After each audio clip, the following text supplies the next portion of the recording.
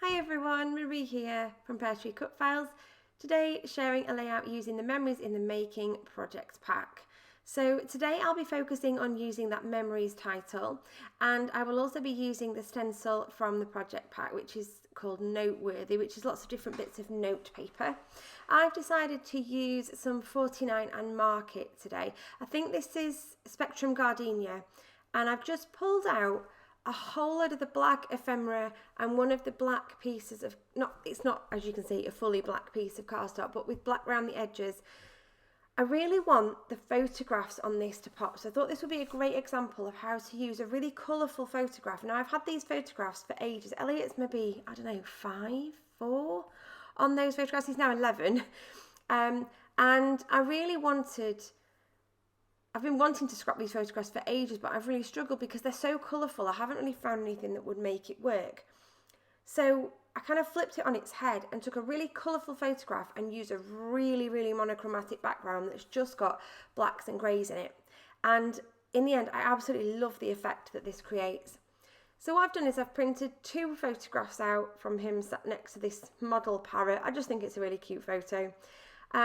I've taken, obviously, this piece of cardstock that's got the black and like ribbony, painty bits all the way around the outside, but mainly a white piece.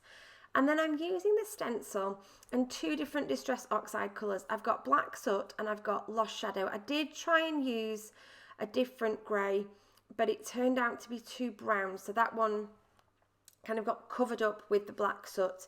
It was the wrong shade of grey, and I probably should have checked it. I've got little swatch cards as well, and I probably should have checked before I did it, but I forgot.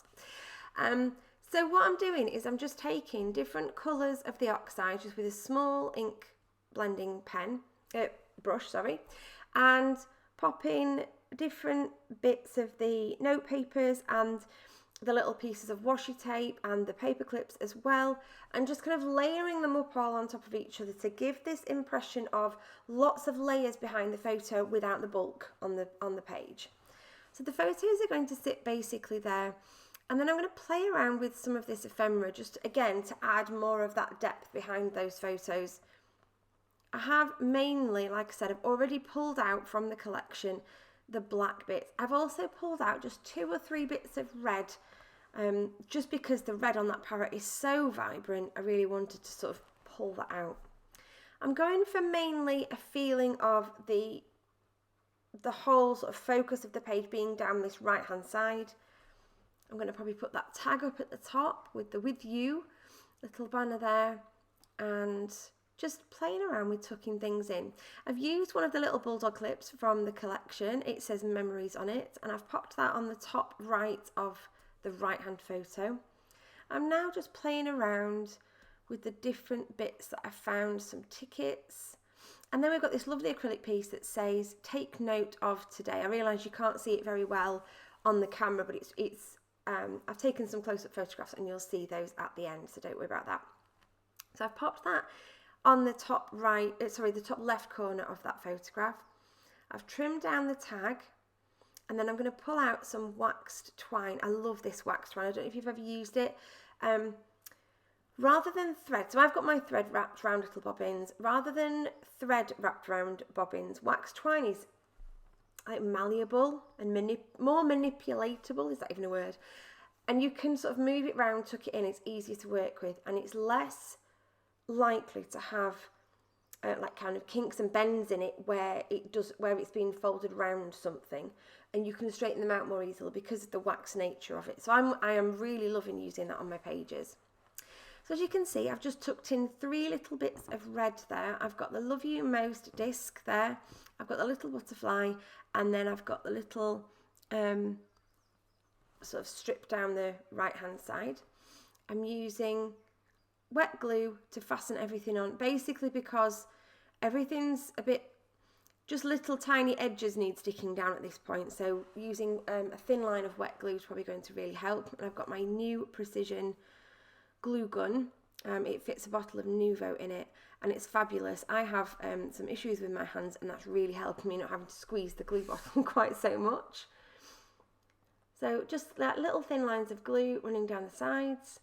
I'm now going to pop some foam on the back of the photographs. I did use the stencil obviously to add that depth behind, but I do also like to add foam behind things to just give an extra dimension as well. I don't think there's a layout that I've done in the last few years that hasn't got foam on. Popping a little tag down the left hand side of that photo, more glue on the back, more glue on the back of that one.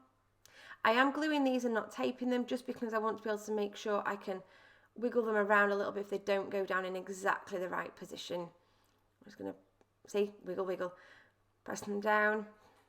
Now, I did make a rookie error here. If you can see at the bottom of the layout, there is a lovely diagonal striped line.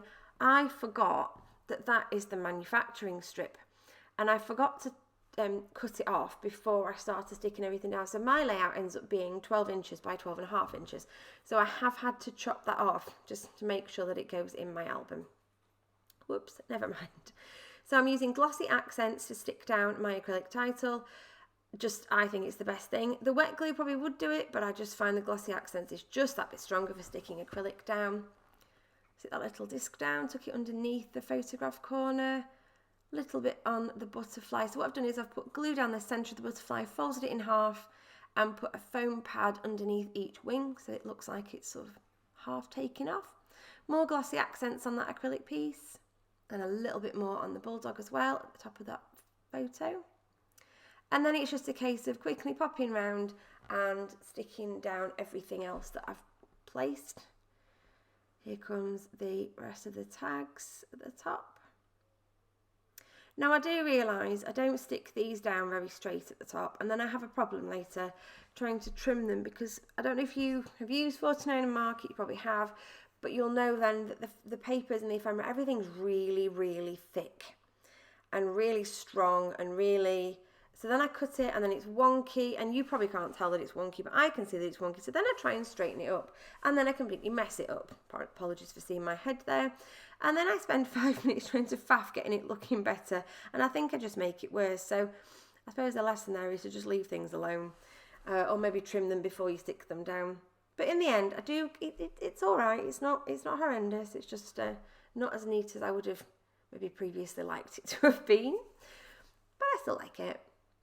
Right, there we go. And then what I'm going to do is I'm going to add some Nuvo drops, just some little black ones. I don't use Nuvo very often. This one seems to have a little bit of a blockage. I don't use them a lot, but I'm not a fan of doing black splatters. White splatters to me are fine, because if they go wrong, they go wrong, but black is really obvious. So I decided to be more strategic and choose where they were going to go and put some little black dots on. And that for me is the perfect finishing touch, and here it is. So a very simple layout, very, very effective. I love the pops of colour with the black, and I adore just the whole way the whole thing has come together. Enjoy these close-ups. Thank you ever so much for watching. I will pop down in the description box below all the links to all our other project packs, and I really do hope you have a lot of fun creating with this project pack. Thanks for watching, and I'll see you again soon. Bye for now.